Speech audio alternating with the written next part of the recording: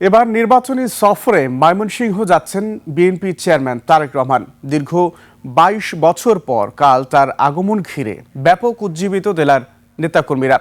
উৎসাহ উদ্দীপনার কমতি নেই সাধারণ মানুষের মাঝেও। ময়মনসিংহ বিভাগীয় প্রতিনিধি আতাউর রহমান জুয়েলের তথ্যচিত্রে desk report. Lily beauty soap, যার অ্যান্টি এজিং গুণ তারুণ্য ধরে রেখে ত্বকে করে উজ্জ্বল। তারুণ্যময় উজ্জ্বল ত্বকের জন্য রিমার্ক। ময়মনসিংহের ঐতিহাসিক এই সার্কিট হাউস ময়দানে মঙ্গলবার বিকেল ৩টায় বিএনপি চেয়ারম্যান তারেক রহমানের নির্বাচনী জনসভায় বক্তব্য রাখার কথা রয়েছে। প্রিয় নেতার আগমন ঘিরে দলীয় নেতাকর্মীরা ব্যাপক উজ্জীবিত।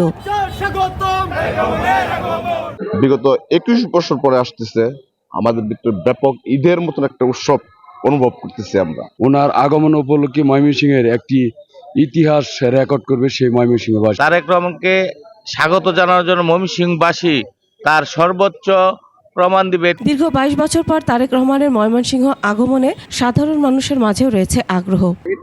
তারেক রহমান আসলে আমরা শুনছি আর আমরা খুশি, সবসময় খুশি আমরা। ময়মনসিংহের যে জনগণ আমরা উচ্ছ্বসিত এবং তরুণ প্রজন্ম সহ আমরা উচ্ছ্বসিত যে কেন্দ্রে ভোট হবে, যে আমরা শান্তশিষ্টভাবে ভোট দিতে পারি, এটাই আশা করি। তারেক রহমানের জনসভাকে সফল করতে ব্যাপক তৎপরতা চালাচ্ছেন বিএনপি ও এর অঙ্গ সংগঠনের নেতাকর্মীরা। এরই মধ্যে প্রস্তুতি সভা করেছেন তারা। সরকার গঠন করতে পারলে অবহেলিত ময়মনসিংহের উন্নয়নে তারেক রহমান ভূমিকা রাখবেন এমন আশা বিএনপি নেতাদের। তারেক রহমানের কাছে ময়মনসিংহবাসীর ১৭ বছরের যে কোনো উন্নয়ন হয়নি, এটি আমাদের তুলে ধরার সময় হয়েছে। এর আগে ২০০৪ সালে সর্বশেষ তারেক রহমান ময়মনসিংহ সফরে এসেছিলেন।